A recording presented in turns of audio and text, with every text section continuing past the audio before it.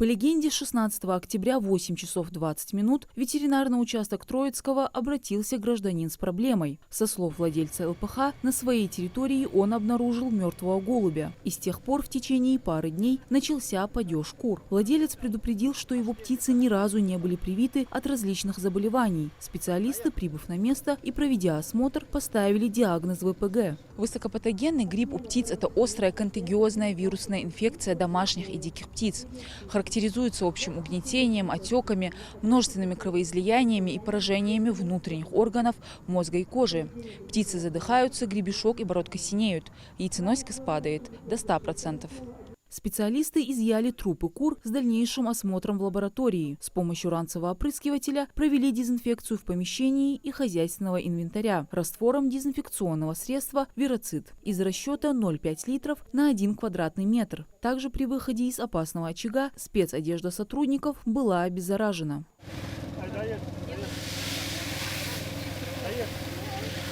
Несмотря на все попытки остановить распространение вируса путем уничтожения и вакцинации миллионов домашних птиц, сохраняется тенденция к распространению его по всему миру. По данным Минсельхоза России, в 2023 году вспышки ВПГ были зарегистрированы в 73 странах Европы, а в 2024 году на территории России сложилась сложная эпизоотическая ситуация по гриппу птиц. 4 случая его возникновения были зафиксированы в Белгородской, Воронежской и Астраханской областях, в том числе на 3 крупных птицеводческих фабриках. Возбудители инфекционных болезней, особенно общих для человека и животных, они способны мутировать, поэтому мутация вируса происходит тоже так же молниеносно, поэтому за короткие периоды обеспечивает выживание для себя.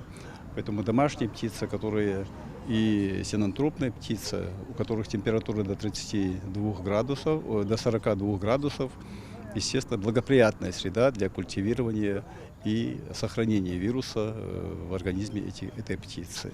Республиканская ветеринарная лаборатория Ингушетии имеет лицензию, полученную в национальной системе аккредитаций и соответствующую компетенцию на уровне Российской Федерации для того, чтобы проводить диагностику заболеваний птиц и животных, и в том числе быть готовым к возникновению такого особо опасного заболевания у нас в регионе. Имеются возможности как диагностики бактериальных инфекций, так и вирусных, паразитарных заболеваний.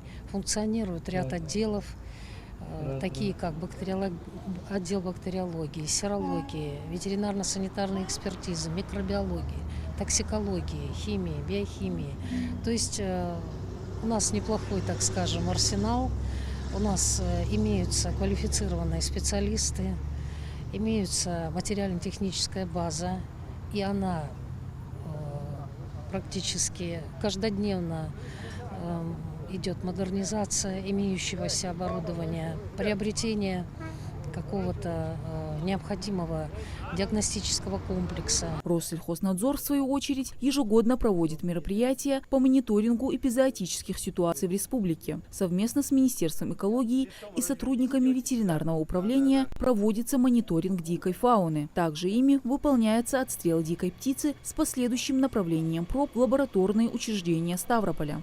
В текущем году нами в рамках данной работы произведен отстрел и отправка 54 проб птицы в дикой фауне. И по результатам исследований положительных проб не выявлено. Но данную работу мы контролируем в постоянном режиме, оцениваем ситуацию. Также нами в текущем году проведено 13 выездных обследований без взаимодействия в отношении птицеводческих хозяйств. В 10 случаях нами установлено, что данные площадки фантомные, не ведется деятельность по содержанию и разведению птицы. А в иных случаях, в 3 случаях нами даны рекомендации этим хозяйствам, как предостеречь свое поголовье от нежелательных последствий воздействия от гриппа птиц. Также на учениях присутствовали представители управления ветеринарии из соседних республик – Чеченской и Северной Осетии. Каждый регион в обязательном порядке должен проводить учения по локализации и ликвидации условного очага высокопатогенного гриппа птиц и не только. В ноябре месяце тоже запланированы совместные с Ингушетией межрегиональные учения по ликвидации условного эпизоотического очага ящура. Так что у нас будет и приглашение вид службы Ингушетии, Чечню мы приглашаем, Ставропольский край, Дагестан, Карачаево-Черкесию, Кабарда. В основном мы приглашаем наш регион, Северокавказский. Завершилась легенда тем, что в эпизоотическом очаге был проведен убой изъятой птицы бескровным методом. Трупы кур направлены на утилизацию в крематория, а на опасной территории проведен второй этап дезинфекции. Мадина Цора, Мавладгирия Хильгов, Башир Тариев, Магаз 24.